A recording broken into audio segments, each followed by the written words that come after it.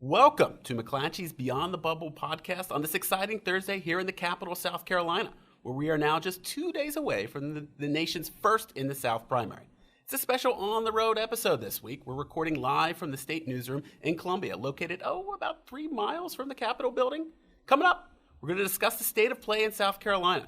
Did Tuesday's debate change anything? Can Joe Biden hold on to his small lead? And is the Bernie juggernaut as imposing here as it has been in Iowa, New Hampshire, and Nevada? Join us every week as we take you inside the race for the White House in a way only McClatchy's 30 newsrooms can, by talking about how the election is playing out on the ground in the states that will matter. I'm Alex Roarty, a national political correspondent for McClatchy, and today I am thrilled to be joined by Jamie Self, a senior editor for politics and government at the state, and someone who has very generously decided to come on the show despite surely being one of the busiest people in journalism at the moment. Jamie, welcome. Thank you for having me. And we're also happy to welcome back onto the show Mayaan Schechter, the lead political and government reporter for the state, who the discerning listeners will remember helped us with our bonus episode earlier this week. She did so well that we wanted her back on as quickly as we could. Thanks for having me as well. Okay, so naturally there is much to discuss this week, but to start, let's add some brief context about why many Democrats think South Carolina is so important, even if it is the fourth state on the nominating calendar and is followed so closely by Super Tuesday. First, it's a state where the African-American population makes up a majority of the electorate. And second, the state's done a good job picking winners in recent primaries. Barack Obama's victory here in 2008 helped elevate him above Hillary Clinton once and for all in that race, while Clinton's victory here 8 years later was proof that Bernie Sanders wasn't actually going to be the party's presidential nominee, at least not yet. Now, for the longest time in this primary, Joe Biden was supposed to win this state, thanks to his strong connection with black voters. But then Iowa happened, followed by New Hampshire, and while Nevada was better for the former vice president, he still hasn't won a contest in this primary and is in danger of falling far behind the front-running Sanders. So, Jamie, my question for you is, how much of a hit has Biden taken in the state he's called his firewall? Does he still have enough juice to win here? So it depends on which poll you're looking at in terms of how far ahead or how in trouble he is, right? Because some of the polls in the last week or so show him with a 20-point lead, 18-point lead, 15-point lead. Others show him within striking distance of Sanders. Or Sanders within striking distance of him. So I guess, the way I've been describing it and thinking about it and hearing people talk about it is I think that Democrats are excited about the wide range of candidates that they have. I've heard people say that they're impressed with the talent and the scope and also the very obvious differences between the candidates, right? There are clear distinctions in terms of their policies, and that's led to a robust debate on the policies in the party. If you look at the voters who are undecided, they still have to make up their minds. And I think South Carolinians are looking at this wide range and saying, hey, you know what, we have a lot of choices. Now, to your question about Biden, he came in with the clear advantage, having been a part of the Obama administration. He's playing up his ties to the state, including eulogizing Fritz Hollings' funeral. So, I think he has deep ties here, and that has helped him. His numbers have come down, obviously. It's kind of expected, though, right? Do you think so? I mean, just that it was inevitable that he was never going to have a runaway victory in the state? I think because Sanders is building on the coalition that he started building in 2016, I think that it was inevitable that Sanders was going to come and continue building that, right, and cut into Biden's support. I don't think it's anything like 4 years ago when Hillary Clinton was sort of she was pretty much declared the winner before the primary even started, which was a big complaint that a lot of Democrats had. So, his numbers are coming down, but he still has a really strong base of support here. Mayaan and Emma spent weeks talking to black voters about why they like Biden. They think he can beat Trump. They feel like they know him. You heard that rhetoric yesterday when Congressman Clyburn endorsed, right? Big moment for Biden, right? And he knows us. Right? The highly sought after endorsement for Jim Clyburn. Mine, I know you were working on that story for months. There was a feeling of inevitability that the congressman was going to endorse Biden. It maybe took a little while to get there. I want to ask you, do you sense when you talk with Biden supporters, whether that is elected officials or even just his rank and file supporters in the state, that there was a little bit more anxiety or nervousness now than there was 3 or 4 months ago, or was the closeness of this race always expected? Yeah, so I think that there was always an expectation that this would be Biden's state to win, given the fact, like Jamie said, that he's had this long relationship with Black voters here and with politicians here, and just the state in general.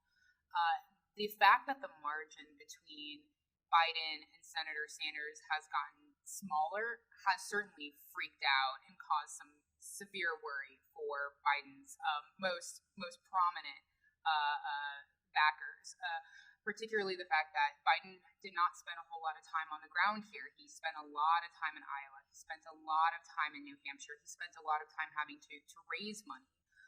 So the fact that margin grew or shrunk over the last few months was causing a lot of concern because of that, because of the lack of money. A lot of voters here hadn't seen any Biden ads.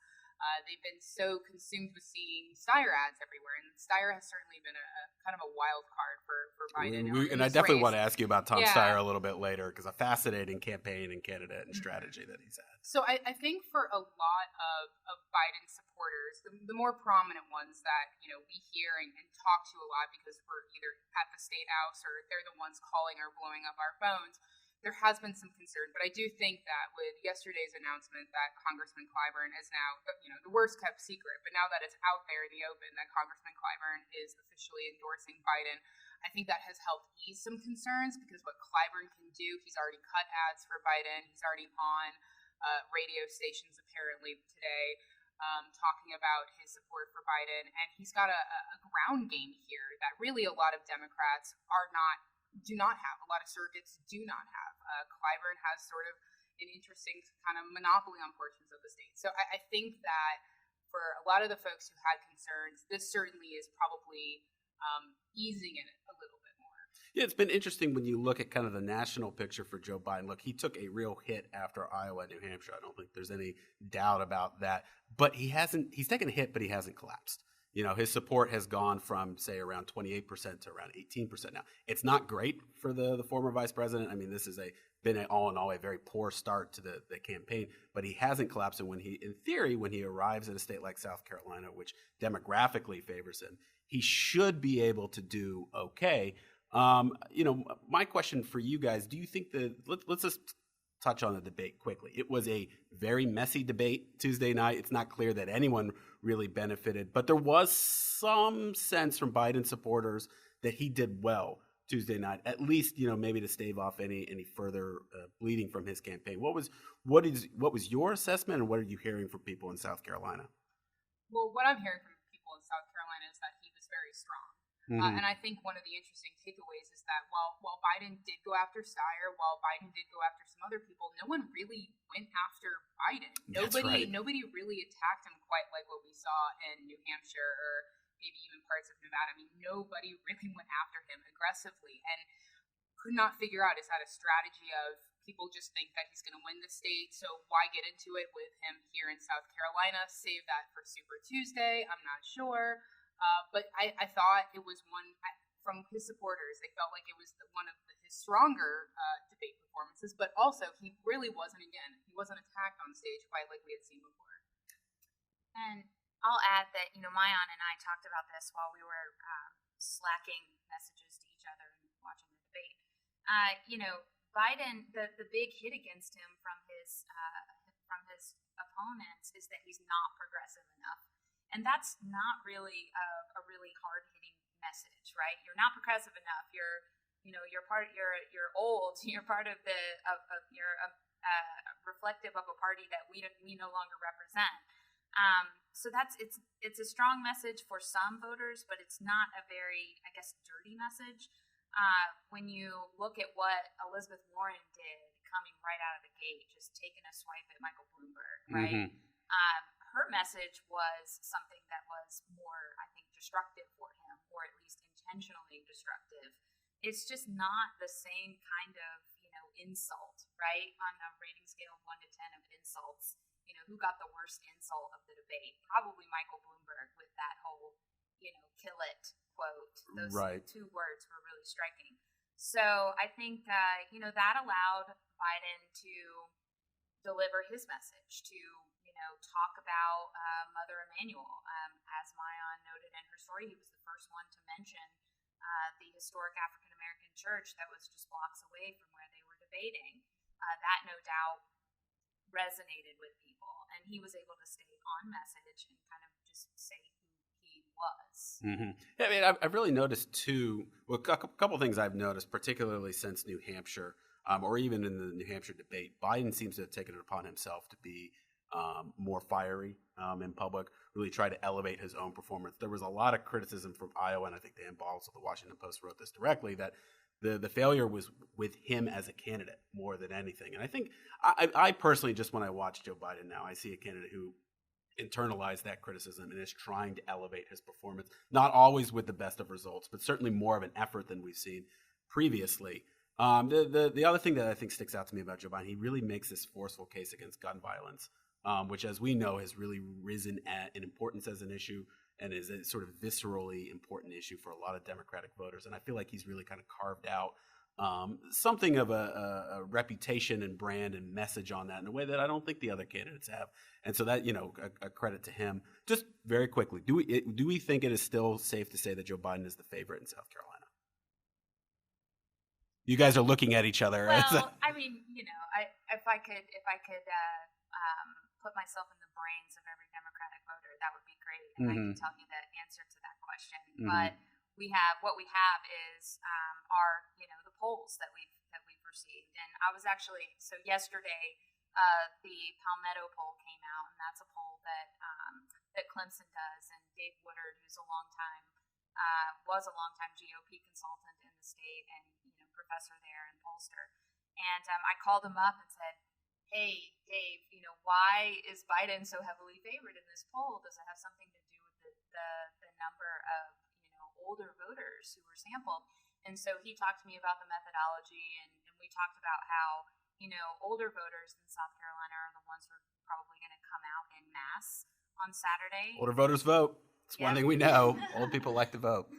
And, in South Carolina, there's virtually no youth coalition. I mean, in 2016, according to the state elections commission, fewer than 10,000 people in the 18 to 24 age group came out to vote in that primary. Right? Wow. In the presidential primary. That's incredible. So, I mean, you are looking at older African-American voters. You are looking at people who like Biden. He told me every day that poll was in the field. It was in the field for a while, the 17th through the 25th.